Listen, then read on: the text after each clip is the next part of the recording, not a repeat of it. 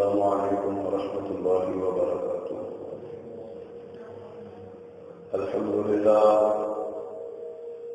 لله نحمده ونستعينه ونستغفره ونؤمن به ونتوكل عليه ونعوذ بالله من شرور أنفسنا ومن سيئات أعمالنا. من يهده الله فلا مضل له ومن يضلل فلا هادي له. وأشهد أن لا إله إلا الله وحده لا شريك له وأشهد أن محمدا عبده ورسوله. أما بعد فإن خير الحديث كتاب الله وخير الهدي هدي محمد صلى الله عليه وسلم وشر الأمور محدثاتها وكل محدثة بدعة وكل بدعة ضلالة وكل ضلالة في النار.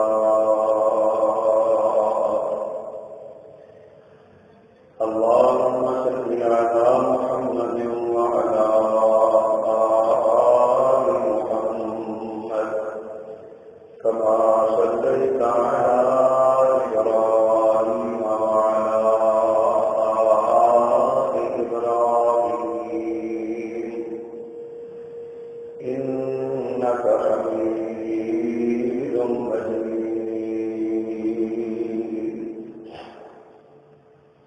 اللهم بارك على محمد وعلى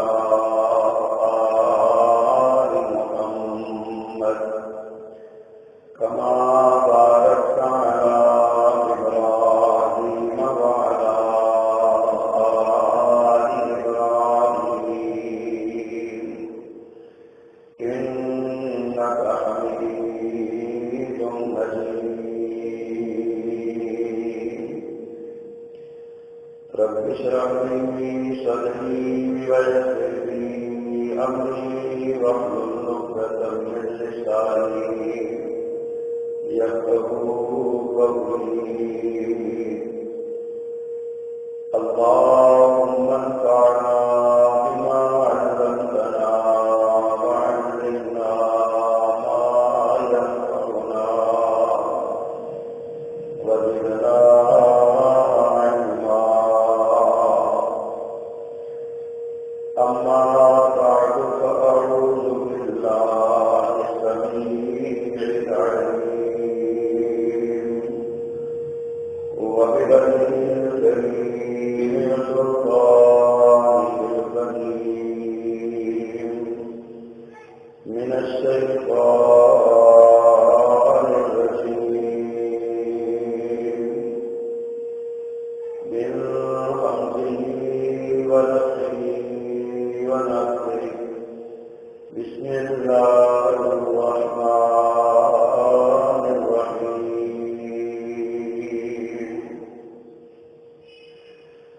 ألف لام ميم. ذلك الكتاب لا ريب فيه هدى للمتقين.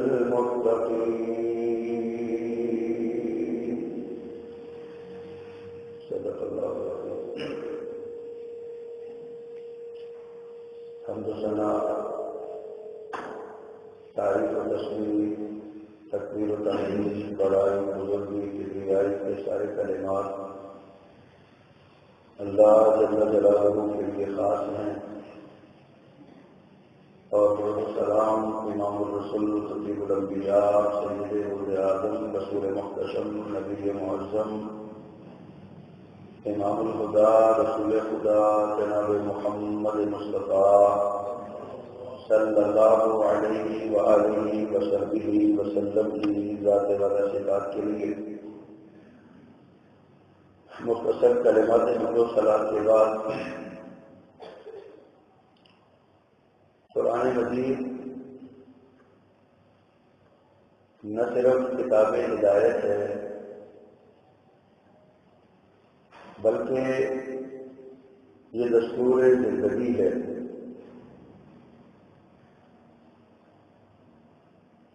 قرآن مجید اللہ سبحانہ و تعالی کی تلاوت کردہ اور نازل کردہ وہ کتاب ہے، وہ کلام ہے جس میں اللہ تعالیٰ نے ایک بہترین انسانی معاشرہ تشکیل دینے کے رہنما اصول بیان فرمائے۔ چونکہ اللہ اس ساری کائنات کا خالق و مالک اور رازق ہے، وہ ہر انسان کی جملہ ضروریات کا نگہبان اور کفیل ہے۔ وہی ذات والا صفات ہے جو انسان کے جسم کی تمام ضروریات کو پورا کرتی ہے، اور اسی طرح انسان کی روحانی ضروریات کو بھی وہی اللہ پورا کرتا ہے۔ اللہ تعالیٰ نے اپنے کلام میں کچھ اقوام گزشتہ کا تذکرہ فرمایا، نبی کریم صلی اللہ علیہ وسلم سے آنے والے پہلے جو انبیاء کرام ہیں ان کا ذکر فرمایا، ان کی اقوام کا ذکر فرمایا، کس وجہ سے ان اقوام کو تباہ و برباد کر دیا گیا اس کا ذکر فرمایا، اور وہ کون سی وجوہات تھیں جن کی بنیاد پر قوموں کو عروج اور ترقی ملی اس کا ذکر بھی فرمایا۔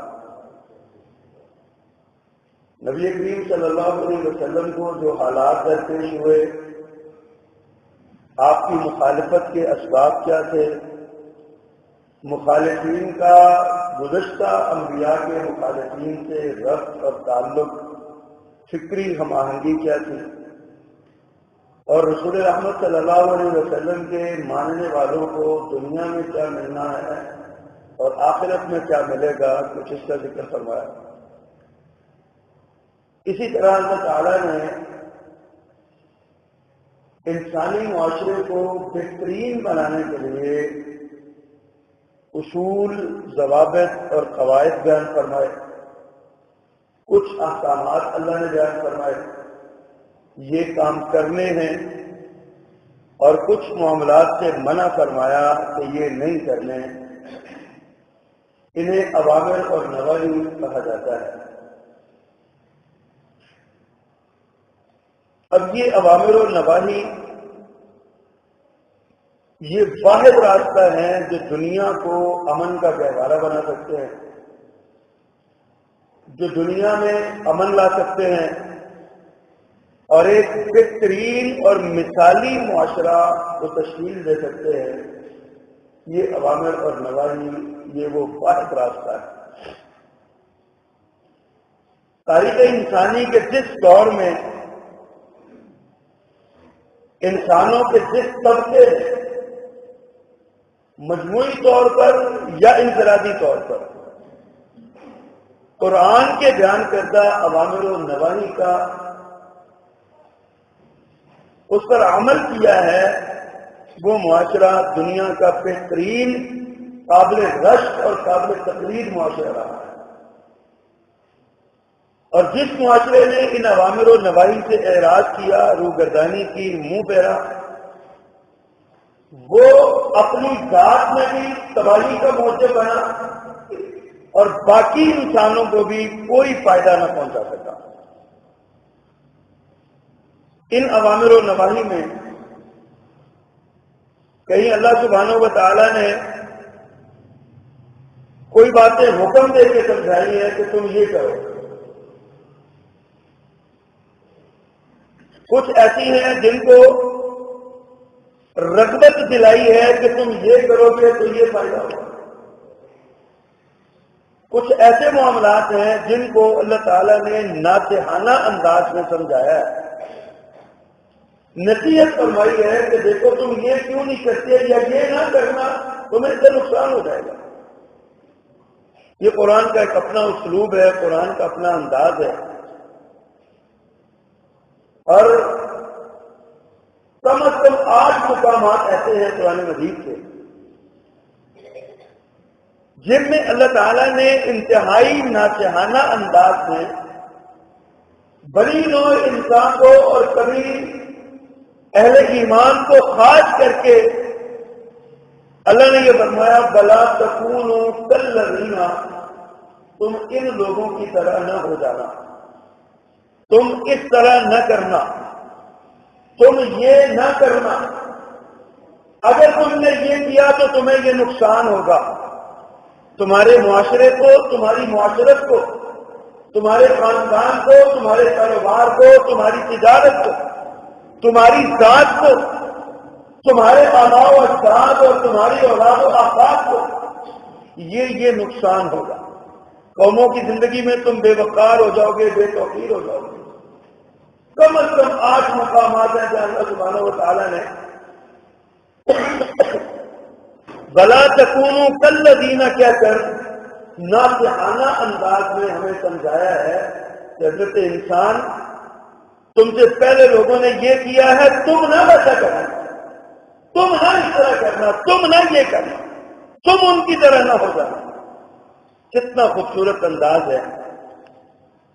اور میں سمجھتا ہوں کہ اگر ہم ان 8 نکات کو یا 8 مقامات کو پڑھیں، سمجھیں اور پھر اس کے مطابق عمل کر لیں تو آج ہمارے معاشرے میں جو بے چینی، بے قراری پائی جاتی ہے، گھروں میں سکون نہیں ہے، کاروبار میں برکت نہیں ہے، گلیوں اور بازاروں میں تحفظ نہیں ہے، اور ہم اپنی ذات کے اندر بھی کر رہے ہیں، جل رہے ہیں اور اپنے آپ کو بھی ہم نقصان پہنچا رہے ہیں.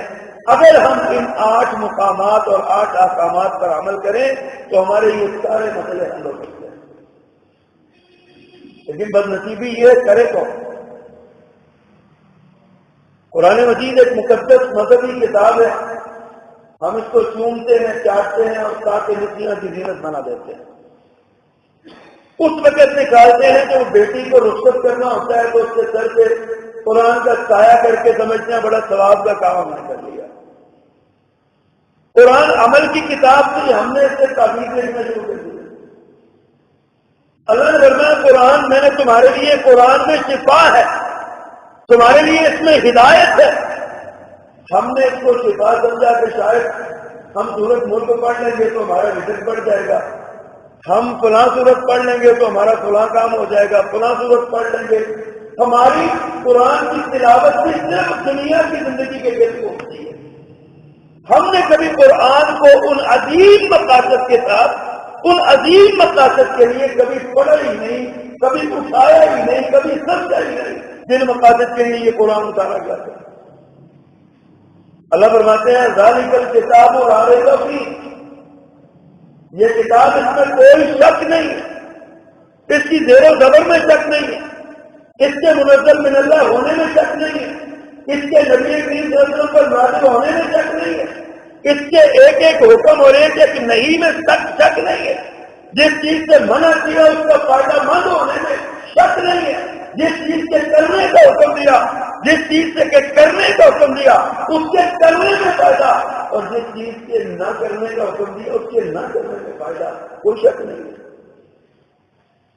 لیکن ہم نے اس کو دیگر مذاہب کی طرح ایک مقدس مذہبی کتاب جانا، مقدس مذہبی کی تلاوت کو باعث ثواب جانا، ناظرہ پڑھا، اپنے بچوں کو پڑھایا.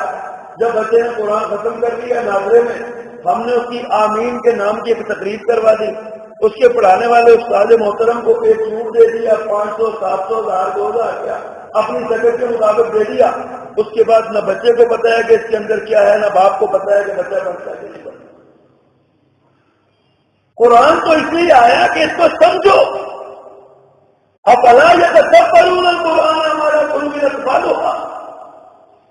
اللہ فرماتے ہیں کہ یہ ہم کیا اس پہ یہ قرآن پہ غور و فکر کیوں نہیں کرتے؟ افلا یتدبرون القرآن، یہ قرآن پہ غور و فکر کیوں نہیں کرتے؟ ام علی قلوب اقفالها، کیا ان کے دلوں پر تالے لگے ہوئے؟ سچ مچ یہ ہے کہ ہمارے دلوں پر تالے لگے ہوئے،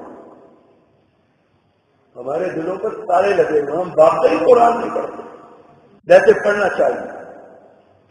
حضرات اس قرآن کو اپنی زندگیوں میں نافذ کریں، اس قرآن کو کا فہم حاصل کریں، قرآن کا ترجمہ پڑھیں۔ اور آج کل ایک اور بیماری بھی بڑی چلی ہوئی ہے، بڑی بیماری یہ بڑی ہوئی ہے کہ جی میں خود ہی قرآن کا ترجمہ پڑھ رہا ہوں، ترجمہ لکھا ہوا چاہتا میں وہ پڑھ رہا ہوں، یہ میں اس کو بڑی بیماری سمجھتا ہوں۔ کوئی ایک مرتبہ دو مرتبہ تو ٹھیک ہے، اس پہ نظر ڈال دی، لیکن اصل استاد سے پڑھنے کا حکم ہے۔ صحابہ کرام رضوان اللہ علیہم اجمعین نے کبھی عربی ہونے کے باوجود کبھی قرآن کے بارے میں اپنی ذاتی رائے نہیں قائم کی کہ یہ قرآن کی آیت کیوں اتری ہے۔ جب مسئلہ درپیش ہوا، جب قرآن کی سمجھ کسی آیت کی نہیں آئی، اپنے استاد محترم کے پاس آئے، اللہ کے پیغمبر صلی اللہ علیہ وسلم کے پاس آ گئی، ہمیں بتائیے اس کے بارے میں۔ آج ہمیں ایک مسجد میں ایسا ہوا، مجھے مولوی صاحب کہنے لگے کہ جی آپ درس کے لیے آئے ہیں تو آپ نا ان کو سمجھائیں کہ درس سن کے جایا کریں۔ میں نے بات کی کہ درس سن کے جایا کریں بھائی، تو ایک بزرگ مجھے کہنے لگے کہ جی میں نا کیوں ضروری میں چلا جاتا ہوں کہ ٹی وی میں ترجمہ لگا ہوتا ہے میں وہ سنتا ہوں۔ بھائی جو استاد ایک بات آپ سن رہے ہیں، استاد پڑھا رہے ہیں، آپ کو سمجھ نہیں آیا فوراً پوچھ لیں گے، ٹی وی میں کس سے پوچھیں گے؟ یہ بیماریاں ہمارے اندر جو قرآن سے دوسرے سے بدل رہی ہیں۔ قرآن نازلہ پڑھنا یقیناً فضیلت کی بات ہے، برکت کی بات ہے، قرآن کی تلاوت ہونی چاہیے، لیکن ایک دو آیات کی تفہیم بھی تو ہونی چاہیے قرآن کی روزانہ۔ ہم دیکھتے ہیں کبھی کبھی قرآن پڑھتے ہیں، ہم بھی پڑھتے ہیں، تلاوت کرتے کرتے کبھی ایسی آیتیں آتی ہیں جو دل کو ہلا کے رکھ دیتی ہیں، روز پڑھی ہوتی ہیں، لیکن اس کی سمجھ کرتے کرتے آتی ہے اس وقت کہ یار یہ اس کا یہ مطلب بھی ہو سکتا ہے، اس کا یہ مطلب بھی ہے۔ پھر جب ہم اس کی تفسیر دیکھتے ہیں تو اس پہ کھلنے والے جو اسرار و رموز ہیں، جو نکات ہیں، وہ حیران کن حد تک ہمارے ذہن کو کشادہ کرتے ہیں۔ میں قرآن مجید پڑھ رہا تھا پچھلے دنوں 25ویں پارے میں، الق اللہ یومئذ بعضهم لبعض عدو الا المتقین، فرمایا آج قیامت کے دن سارے دوست ایک دوسرے کے دشمن ہو جائیں گے، الا المتقین، مگر پرہیزگار۔ پرہیزگاروں کی دوستی وہاں بھی قائم رہے گی، پرہیز دنیا کے دوست جو ہیں دنیا کے مفاد کے لیے وہ وہاں دشمن بن جائیں گے۔ اس کی تفسیر میں علماء نے تفسیر لکھا، شکایات کریں گے لوگ، یا اللہ میرا فلاں دوست ہے نا، اس کی وجہ سے آج مجھے یہ دن دیکھنا پڑا، میں جہنم میں آ گیا، اب اس کو بھی کفر پہ ہی پکا رکھنا تاکہ وہ بھی میرے ساتھ جہنم میں چلے۔ یہ دوستی ہے، اور ہمارا دوستی کا ہمارے پتہ ہی نہیں ہمارے دوست کا۔ میں نے ایک جگہ پہ بات کرتے ہوئے کہا تھا، میں نے کہا ہمیں سوچنا چاہیے ہم نے جن کو دوست بنایا ہے ہمارے وہ دوست کیسے ہیں؟ کیا نماز پڑھتے ہیں؟ کیا وہ صدقہ و زکات دیتے ہیں، خیرات کرتے ہیں؟ کیا ان کی زبان میٹھی ہے؟ کیا وہ گالیاں دینے والے ہیں کہ اچھی بات کرنے والے ہیں؟ کبھی آزمائے تو صحیح اپنے دوستوں کو، دوستوں کی فہرست کو چیک کریں، ہمارے دوست کون ہیں؟ اور یہی وہ دوست ہیں ہمارے جو ہمارے جنازے کی پہلی صف میں کھڑے ہیں۔ ہم دوست بناتے ہوئے ہمیں سوچنا چاہیے ہم اپنے جنازے کی پہلی صف میں کن لوگوں کا انتخاب کر رہے ہیں؟ سگریٹ پینے والوں کا انتخاب کر رہے ہیں، حکا پینے والوں کا انتخاب کر رہے ہیں، اپنے ساتھ ان کو لے کے سینما اور تھیٹر جانے والوں کا انتخاب کر رہے ہیں۔ ہمیں سوچنا چاہیے، سوچنا چاہیے، قرآن اسی لیے تو آیا ہے۔ اللہ تعالیٰ نے فرمایا وَلَقَدْ يَسَّرْنَا الْقُرْآنَ لِلذِّكْرِ فَهَلْ مِن مُدَّكِرٍ، ہم نے قرآن کو بہت آسان بنایا ذکر کے لیے، سمجھ کے لیے، نصیحت کے لیے، اس سے نصیحت حاصل کرنا بہت آسان ہے۔ فَهَلْ مِن مُدَّكِرٍ، ہے کوئی سمجھنے والا؟ کوئی سمجھنے والا نہیں۔ تو حضرات یہ آیات کریمہ پہلی آیت ہے، اللہ فرماتے ہیں وَآمِنُوا بِمَا أَنزَلْتُ مُصَدِّقًا لِمَا مَعَكُمْ وَلَا تَكُونُوا أَوَّلَ كَافِرٍ بِهِ. پہلی آیت ہے وَلَا تَكُونُوا أَوَّلَ كَافِرٍ بِهِ. یہ سورۃ البقرہ کی آیت ہے. فرمایا جو کتاب میں نے نازل کی ہے اس کتاب پر عمل کرو، اس پر ایمان لاؤ، جو تصدیق کرتی ہے اس چیز کی جو تمہارے پاس پہلے سے موجود ہے اس پر ایمان لاؤ. وَلَا تَكُونُوا كَالَّذِينَ وَلَا تَكُونُوا أَوَّلَ كَافِرٍ بِهِ. اور اس کے سب سے پہلا انکار کرنے والوں میں سے شامل نہ ہو. حضرت ابراہیم علیہ السلام نے کہا تھا انا افضل المسلمین، میں سب سے پہلے ایمان لانے والا ہوں. سب سے ہمیں سبق یہ دیا گیا ہے کہ اس کے ساتھ سب سے پہلے کفر والے کرنے والے نہ بنو. اب اگر ہم اس آیت کے آگے پیچھے اس کا سیاق و سباق دیکھیں نا، اللہ تعالیٰ نے بنی اسرائیل کو مخاطب کیا. آپ مدینہ تشریف لائے تو سورۃ بقرہ مدینہ میں نازل ہوئی. آپ مدینہ تشریف لائے تو آپ کو یہودیوں سے واسطہ پڑا. اب یہودی خود کو بنی اسرائیل کہتے ہیں. اللہ نے ان کو مخاطب کر کہا یا بنی اسرائیل اذکروا نعمتی التی انعمت علیکم وانی فضلتکم علی العالمین. بنی اسرائیل میں نے جو تم پر نعمتیں کی ہیں ان کو یاد کرو، میرے انعامات اپنے اوپر جو ہے نا وہ یاد کرو. اور ان انعامات میں سے فرمایا یا بنی اسرائیل اذکروا نعمتی التی انعمت علیکم واوفوا بعہدی اوف بعہدکم. تم میرے وعدے کو پورا کرو، میں تمہارے وعدے کو پورا کروں. اب بنی اسرائیل نے اللہ سے کیا وعدہ کیا تھا؟ سیدنا موسیٰ علیہ السلام نے کیا کون سے وعدہ لیا تھا؟ یہی کہ جب وہ آخری رسول آ جائے تو تم سب نے اس کی اتباع کرنی ہے، اس کی پیروی کرنی ہے. جب آخری کتاب اور آخری شریعت آ جائے میری شریعت کو چھوڑ کے اس کے پیچھے لگے. بنی اسرائیل کو یہ مخاطب کر کے اللہ تعالیٰ نے ساتھ فرمایا وَإِيَّايَ فَارْهَبُونَ، اور مجھ سے ڈرنا. یعنی اہل علم اہل کتاب کو یہ حکم دیا گیا ہے کہ اس کتاب قرآن کے اول کافر نہ بنے. اب اہل علم یا بڑے بڑے دانا کرتے ہیں، بڑے بڑے بڑے پنچایت کے لوگ کرتے ہیں اور اپنے علم سے بڑا ناز کرتے ہیں. بڑی بڑی ڈگریاں ہمارے پاس، بڑا جناب ہم بڑے میں بیٹھنے والے لوگ ہیں. جب اس طرح کے لوگوں کی دینی حالت دیکھتا ہوں نا، ان کے دین کے علم کے بارے میں سوچتا ہوں تو اللہ مجھے معاف فرما دے، پتہ نہیں میرا ذہن ڈائریکٹ ابو جہل کی طرف کیوں چلا جاتا ہے. وہ بھی اپنے معاشرے کا سب سے دانا بنتا تھا. پورے عرب میں، پورے مکے میں جو کوئی مسئلہ کسی سے حل نہیں نہ ہوتا تھا، ابو جہل چٹکیوں میں حل کرتا تھا. اسے اتنا پیارا اور جوہری بنتا تھا. لوگ اس کو اس کے نام سے بھول گئے تھے. لوگ اس کو ابو الحکم کہتے تھے. لوگ اس کو ابو الحکم کہتے تھے. نام تو اس کا عمر بن ہشام تھا. کسی کو اس کا نام نہیں یاد. ابو الحکم کا کہتے تھے. لیکن دین کے علم نہ ہونے کی وجہ سے اللہ کے رسول نے اسے پوچھا تھا. سارا کچھ تھا لیکن دین کی سمجھ نہیں تھی. قرآن کو مانتا تھا کہ یہ سچی کتاب ہے، ضد اور طاقتوں اور ہڑبڑی کی وجہ سے تسلیم نہیں کرتا. تو یہ دنیا میں یہ جتنے لوگ ہمارے سامنے کرتے ہیں نا، ہمیں کہا گیا تمہیں علم ہے تو علم کو چھپاتے کیوں ہو؟ لوگوں کو بتاؤ سچ کیا ہے، جھوٹ کیا ہے، حقیقت کیا ہے، غلط بیانی، کذب بیانی کیا ہے. لوگوں کو بتاؤ کہ یہ جھوٹ ہے، یہ سچ ہے. اہل علم کا کیا کام ہے کہ اہل علم کو بات چھپائے.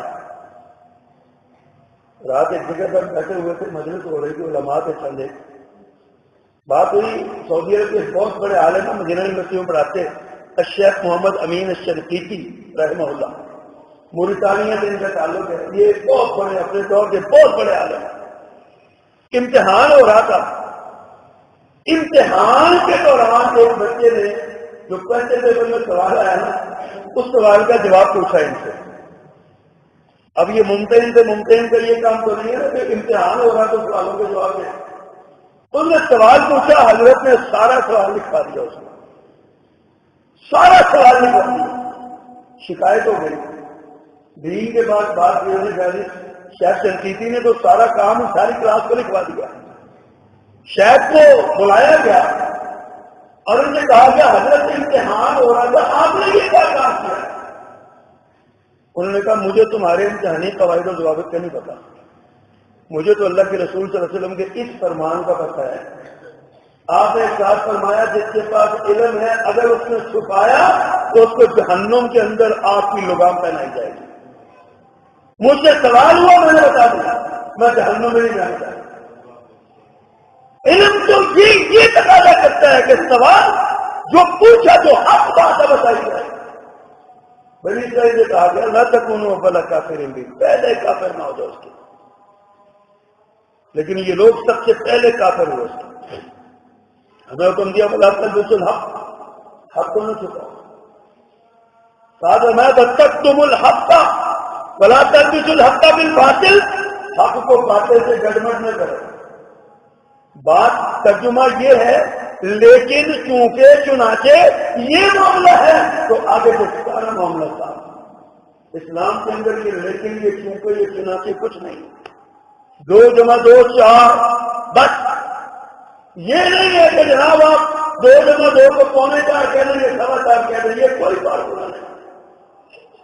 فرمایا ولا تلبسوا الحق بالباطل، یہ حکم ہے قرآن کا، حق کو باطل سے نہ ملاؤ۔ اور ان آیات کے درمیان بھی حکم آتا ہے جہاں فرمایا لا تکونوا اول کافر بھی، اس کے پہلے کافروں میں سے نہ ہو جائے۔ مطلب یہ ہے کہ حق بات کو غلط ملت نہ کرو۔ فرمایا وَتَكْتُمُوا الْحَقَّ وَأَنْتُمْ تَعْلَمُونَ، تمہارا جرم یہ ہے کہ تم نے حق کو چھپایا جان بوجھ کے۔ جب حق کو چھپاؤ گے تو خمیازہ بھگتنا پڑے گا، نتیجہ بھگتنا پڑے گا۔ دوسرے مقام پہ اللہ اکبر، اللہ فرماتے ہیں وَلَا تَكُونُوا كَالَّذِينَ تَفَرَّقُوا، ان لوگوں کی طرح نہ ہو جانا جو فرقہ فرقہ ہو گئے۔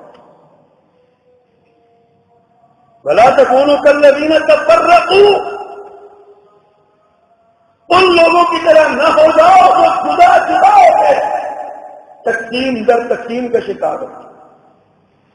آج ہمارے معاشرے کا پتہ کیا ہے، 2 جماعتیں لڑ پڑے نا، 2 جماعتیں لڑیں، ایک جماعت میں سے 2 گروپ بن جائیں، لڑائی ہو جائے، اختلاف ہو گیا، اب ان کی صلح کروانے کے لیے جو بندے بڑھتے ہیں بعد میں وہ تیسری جماعت بن جاتی ہے۔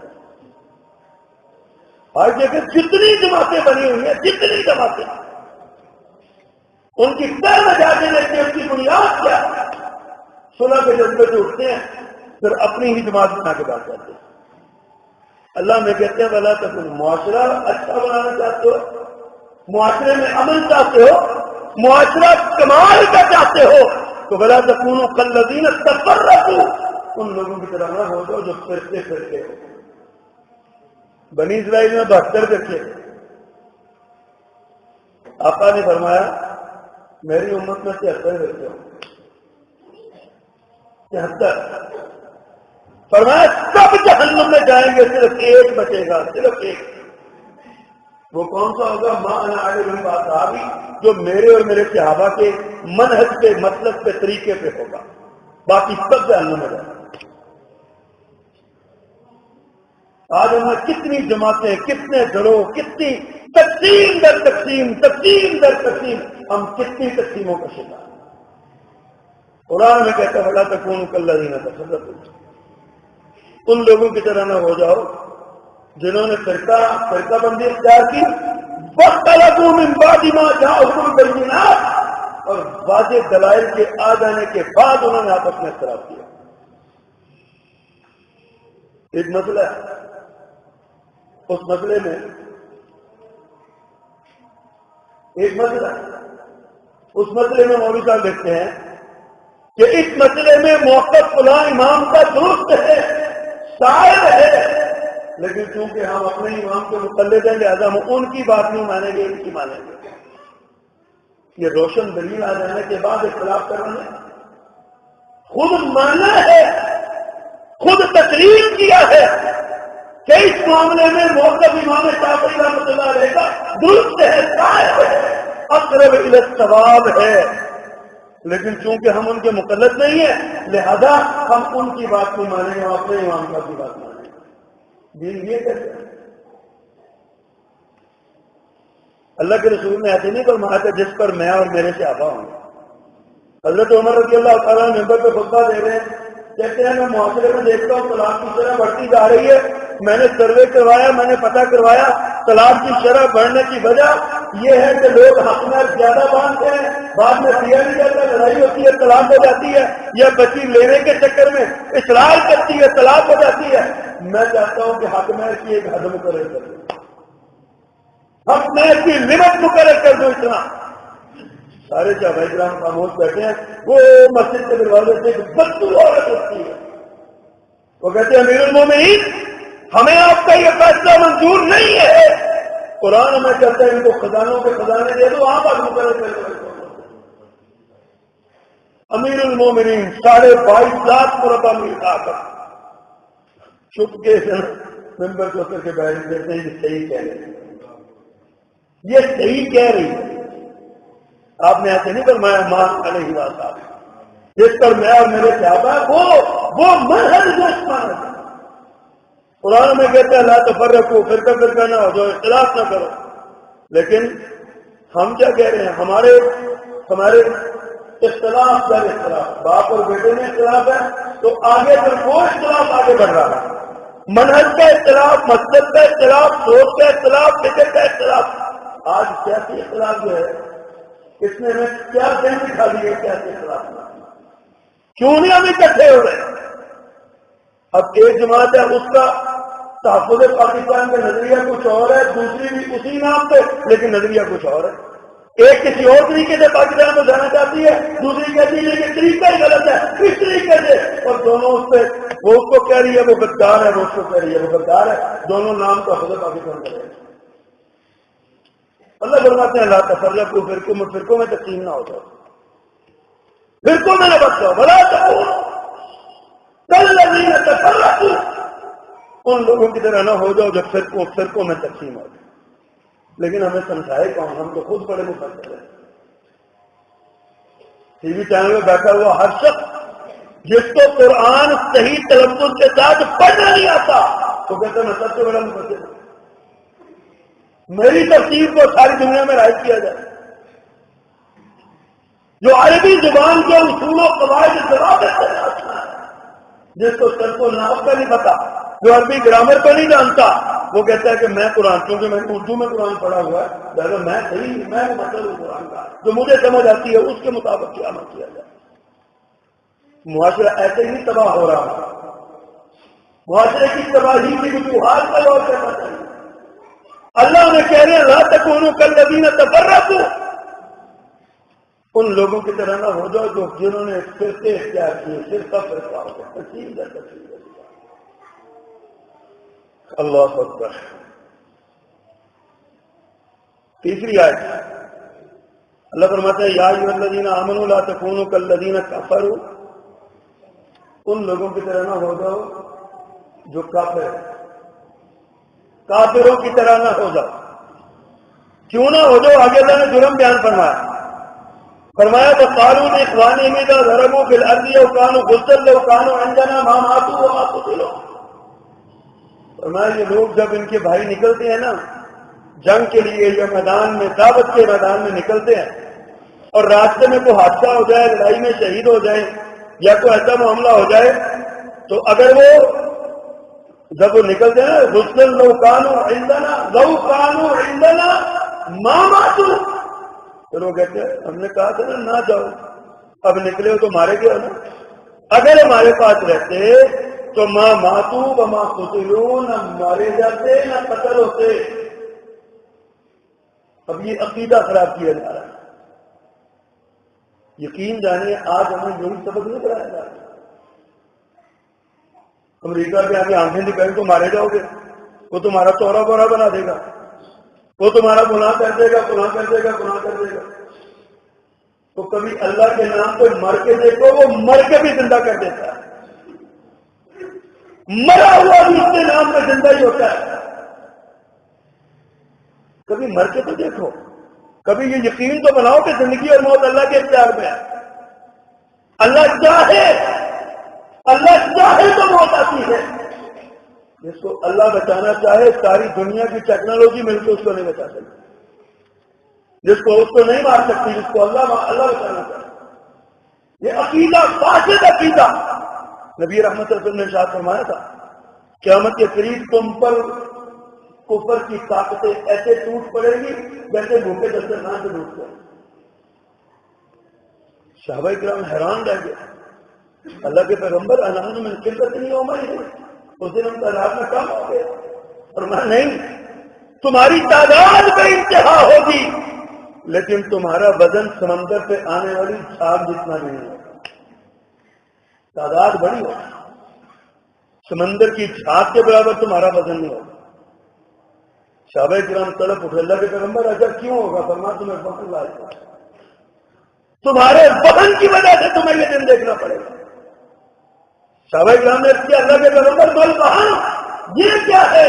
فرمایا خود کو دنیا میں کرا کے موت، دنیا کی محبت اور موت کی نفرت. تمہیں مرنا بہت مشکل لگے گا،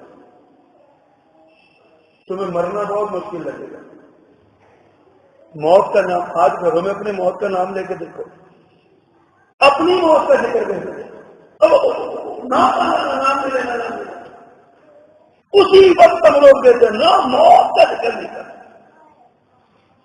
اتنا ڈر لگتا ہے ہمیں موت سے، اتنا ڈر لگتا ہے موت سے. مومن کا کیا کام ہے موت سے ڈرے؟ جو مومن ہوتا ہے نا اس کو پتہ ہے مرنے کے بعد اللہ سے ملاقات ہوگی. اور جس کو اللہ کی محبت ہوتی ہے نا وہ مرنے سے نہیں دیکھتا، اسے پتہ ہے اللہ سے ملنا ہے، اسے پتہ ہے اللہ سے ملاقات ہوگی، وہ کیوں ڈرے؟ اور جس کو یہ پتہ ہے کہ مرنے کے بعد جتیاں پہنیاں ہیں، جاتے ہی جہنم میں ڈنڈا پھرنا ہے، وہ موت سے ڈرتا ہے. مومن موت سے نہیں ڈرتا. لیکن حضرات ہم موت سے ڈرتے ہیں. اور اللہ ہمیں فرماتے ہیں کہ ان لوگوں کی طرح نہ ہو جاؤ، ان کافروں کی طرح جو اپنے بھائیوں سے یہ کہتے ہیں کہ جہاد میں جاؤ گے، غزوے میں جاؤ گے، دعوت کے لیے جاؤ گے، لو عندنا لو کانوا عندنا ما ماتوا وما قتلوا، نہ مرو گے نہ قتل کیے جاؤ گے، اگر ہمارے پاس ہوتے تو نہ ایسا ہوتا. ان کی طرح نہ ہو جاؤ. بس نتیجہ یہ ہے کہ آج ہم سب معاذ اللہ سما اللہ مجھے معاف فرما دے، لیکن حالات یہی ہیں، سچائی یہی ہے، ہمارا یہی حال ہے. ہمیں موت سے اتنا ڈر لگتا ہے نا. میں کچھ ایسے خاندانوں کو ہمارے معاشرے میں موجود ہے نا، کچھ ایسے خاندانوں کو بھی ہم جانتے ہیں جن کے گھر میں بچے کی شادی کے دن تک کیے جائے نا تو 15 منٹ پہلے اسے گھر سے نہیں نکلنے دیتے. اسے کہتے ہیں باہر جاؤ گے، سفر میں جاؤ گے، ایکسیڈنٹ ہو جائے گا، مر جاؤ گے، تمہاری شادی رکھی ہوئی. شادی رکھی ہے، ایکسیڈنٹ سے موت آنی ہے تو بارات جاتے ہوئے تو آ سکتی ہے. کتنے بار یاد ہے بارات جا رہی ہے تو ایک ایکسیڈنٹ ہوا، بہت ہو گیا. ابھی 4 دن پہلے ہم نے بارات میں پڑھا ایک دلہا ہار پہنے کھڑا ہے، بارات تیار ہے، اس کا دوست ہوائی فائرنگ کر رہا ہے، فائر سیدھا اس دلہے کے سینے میں لگا اور دلہا صاحب اللہ کو گیا. موت جان کی ہے وہاں آ گئی. اینما تکونوا یدرککم الموت ولو کنتم فی بروج مشیدہ، بڑے بڑے برجوں والے مضبوط محلات میں بھی تم چھپ کے بیٹھو گے تو موت تمہیں وہاں بھی پکڑ لے. فرمایا لا تکونوا کالذین کفروا، ان کافروں کی طرح نہ ہو جاؤ جو اپنے بھائیوں کو ڈراتے ہیں. ایک اور آیت اللہ فرماتے ہیں ولا تکونوا کالذین قالوا سمعنا وهم لا يسمعون، ان لوگوں کی طرح نہ ہو جاؤ جو کہتے ہیں کہ ہم نے سن لی ہے بات، وهم لا يسمعون، تو نہیں سنائی کو نہیں، عمل تو نہیں کرتے. آج کسی کہنا یار تمہیں اذان نہیں سنی، سن لی ہے، سن لیے یار، سن لیے، کیا بار بار کہے گا؟ پھر پڑھتے کیوں نہیں ہو؟ قرآن کہتا ہے وہم لا یسمعون، سنی نہیں ہوتی. اس سے بڑی سچائی مجھے بتائیے کوئی ہے؟ اذان ہو رہی ہے، ہمیں کہا جاتا ہے اذان ہو گئی، تو سن لی ہے یار، کتنی بار کیا سن لی ہے؟ پھر نماز کیوں نہیں پڑھتے؟ مومن کی تو شان یہ ہے اذان ہو جائے تو نماز کے لیے آئے تو بات ختم ہو گئی. حدیث میں آتا ہے نبی کریم صلی اللہ علیہ وسلم اپنے اہل خانہ کے ساتھ بیٹھے ہوتے، گپ شپ لگا رہے ہوتے، بیٹھے باتیں ہو رہی ہیں، بڑا خوشگوار موڈ ہے، بڑے پیارے انداز کی پیار بڑی باتیں ہو رہی ہیں. محبت ہے، الفت ہے، سارا کچھ ہے۔ ام المومنین سیدہ عائشہ رضی اللہ عنہا فرماتی ہیں جیسے ہی اذان کی آواز آتی ہمیں ایسے لگتا ہے اللہ کے رسول ہمیں پہچانتے نہیں، ایک منٹ میں رویے تبدیل ہو جاتے تھے۔ کیوں؟ اس لیے کہ اب اللہ کی آواز آ گئی، اب اللہ کے پاس جانا۔ قرآن میں کہتا ہے فَلَا تَكُونُوا كَالَّذِينَ قَالُوا سَمِعْنَا وَهُمْ لَا يَسْمَعُونَ، ان لوگوں کی طرح نہ ہو جاؤ جو کہتے ہیں اللہ اکبر، جو کہتے ہیں ہم نے بات سن لی لیکن سنی نہیں ہوتی۔ قرآن مجید کی ایک اور آیت ہے ان شر الدواب عند اللہ الصم البکم الذین لا یعقلون، فرمایا کائنات کی بدترین مخلوق وہ ہے ان شر الدواب عند اللہ، اللہ کے ہاں بدترین مخلوق وہ ہے الصم البکم الذین لا یعقلون، فرمایا وہ لوگ جو بہرے اور گونگے ہو جاتے ہیں حق بات سننے، اذان کی آواز سن کے بہرے گونگے ہو گئے، دعوت سن کے بہرے گونگے ہو گئے، اللہ کے رسول کے وسلم کا فرمان سن کے بہرے گونگے۔ وہ ٹھیک ہے جی تو کیا کریں کہ دنیا میں بھی تو رہنا ہے نا، تو معاشرے میں بھی رہنا ہے نا، یہاں بھی تو تمہارا اسٹیٹس ہے، کیا کریں؟ کہ میں نہیں کہہ رہا، قرآن کہہ رہا ہے ان شر الدواب عند اللہ الصم البکم الذین لا یعقلون، جو عقل نہیں کرتے، بدترین قسم کے لوگ اللہ کی مخلوق میں سے بدترین مخلوق ہے۔ قرآن میں کہتے ہیں لا تکونوا کالذین قالوا سمعنا وهم لا يسمعون، ان کی طرح نہ ہو جاؤ جو کہتے ہیں کہ ہم نے سن لیا لیکن انہوں نے سنا نہیں ہوتا۔ اللہ اکبر۔ پانچویں آیت فرمایا بلا تکونوا کالذین خرجوا من دیارہم بطرا برئاء الناس ویصدون عن سبیل اللہ واللہ بما یعملون محیط، فرمایا ان لوگوں کی طرح نہ ہو جاؤ جو گھر سے نکلتے ہیں تو ان کا انداز متکبرانہ ہوتا ہے، اکڑ ہوتی ہے، غرور ہوتا ہے، گردن تنی ہوتی ہے۔ الذین خرجوا من دیارہم بطرا، اکڑ کے گھروں سے نکلتے ہیں۔ یہ بنی اسرائیل جو اس قوم کی طرف اشارہ ہے جو جب بھی گھروں سے نکلتے تو اکڑے ہوئے نکلتے تھے، ہم تو ماں دیگرے نہیں، ہم جیسا کوئی دوسرا نہیں ہے۔ اللہ نے ہمیں کہا کہ کفار کا یہ انداز ہے، تم اس انداز کو نہ اپنا۔ بدر کے لیے جب بدر کے قافلے کو کفار اپنے قافلے کو بچانے کے لیے مکہ سے جب نکلا تھا نا کافروں کا لشکر، تو بالکل یہ کیفیت ہے جیسے قرآن نے کہا الذین خرجوا من دیارہم بطرا برئاء الناس، لوگوں کو دکھاوے کے لیے اور اکڑتے ہوئے نکلتے تھے۔ خواہش ان کی یہ تھی کہ ہم بڑے فخر کے ساتھ جا رہے ہیں اور جاتے ہی تحس نحس کر دیں گے مسلمانوں کو اور اسلام کو، کوئی نام لینے والا نہیں ہوگا اسلام اور مسلمان۔ پھر ہوا کیا؟ 70 مروا دیے، 70 قیدی بنا دیے۔ تکبر اور غرور تو اللہ کو پسند نہیں ہے، اللہ کو پسند نہیں ہے۔ ہمیں یہ کہا گیا کہ تم ان کی طرح نہ ہو جانا، لیکن حضرات بد نصیبی یہ ہے کہ ہم نے یہ بیماری نکالی ہے۔ ہماری وہ 4 پیسے ہمارے پاس آ جائے نا، بالخصوص وہ جو دولتی ہوتے ہیں جن کو نئی نئی دولت ملی ہے، ان کا تکبر اور غرور دیکھنے والا ہوتا ہے۔ گاڑی آ جائے، پیسے آ جائیں، اچھا مکان مل جائے، ہم دائیں بائیں پر ہمارے لیے سارے حقیر ہو جاتے ہیں۔ یہ غریب، یہ رشتے دار غریب غربا سارے ہمارے ساتھ چلے جاتے ہیں ہر وقت، ان کو اور کوئی کام ہی نہیں۔ اللہ ہمیں یہ بات فرما رہے ہیں کہ ان کی طرح نہ ہو جائے۔ چھٹی آیت فرمایا بلا تکونوا کاللتی نقضت غزلها من بعد قوة انکاسا، یہ اللہ تعالیٰ نے نا اشارہ ایک مثال دی ہے، یہاں پر ایک مثال دی ہے، سورۃ عنکبوت ہے، مثال دی ہے اللہ تعالیٰ نے، اس عورت کی طرح نہ ہو جاؤ جو سوت کاٹ کے خود ہی کاٹ دیتی ہے، خود ہی توڑ دیتی ہے۔ فرمایا جو دین کی محنت تم نے کی ہے، جو کوشش کی ہے، کہیں ایسا نہ ہو کہ تم بھی تمہارا بھی یہی حال ہو، اپنے غرور کی وجہ سے، تکبر کی وجہ سے، ریاکاری کی وجہ سے، یا کسی اور کام کی وجہ سے، یا کثرت ظلم کی وجہ سے تم اپنا نقصان پیدا کرو، اپنے سارے اعمال برباد کرو۔ ہمیں یہ سمجھایا جائے۔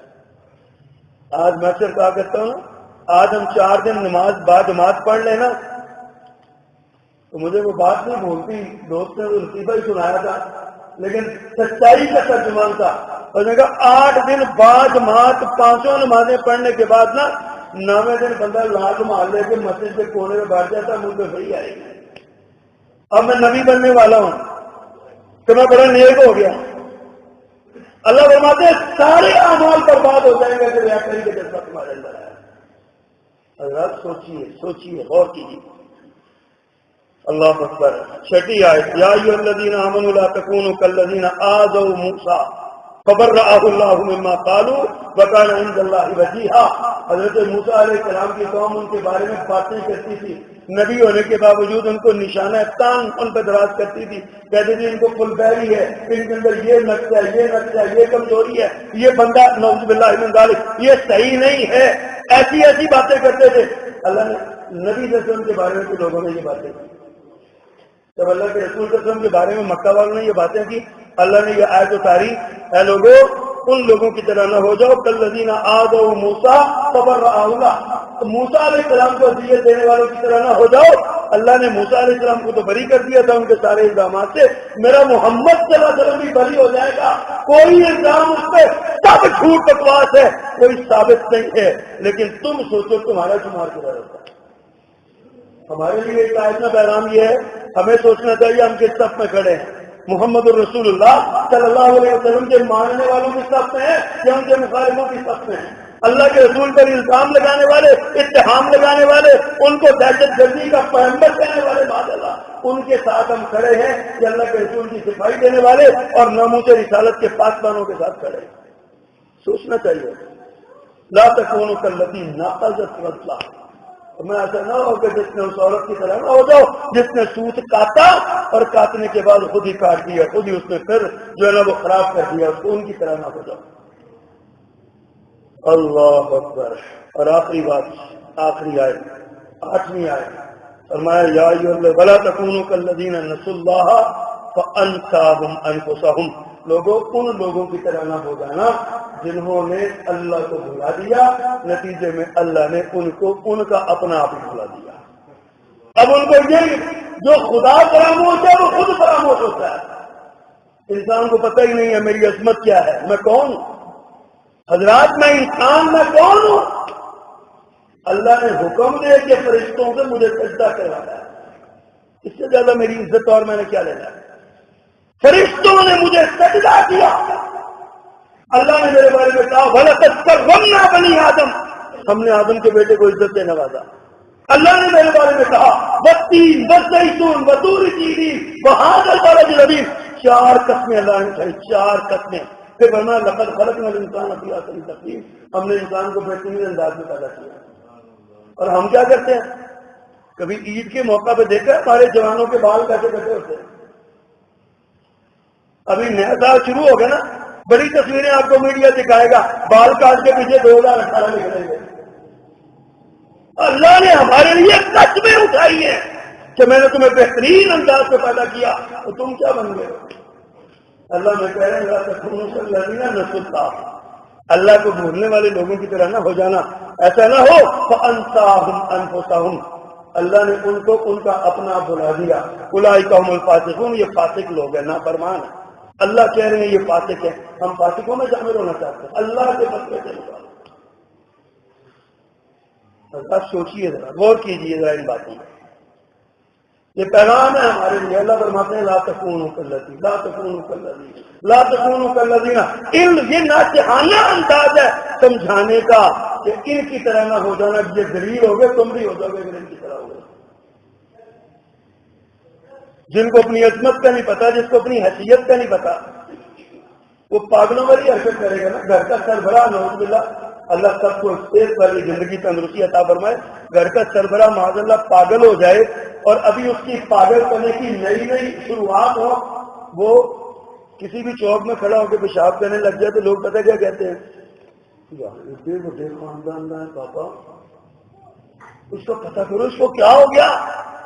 فَأَنْسَاهُمْ أَنفُسَهُمْ.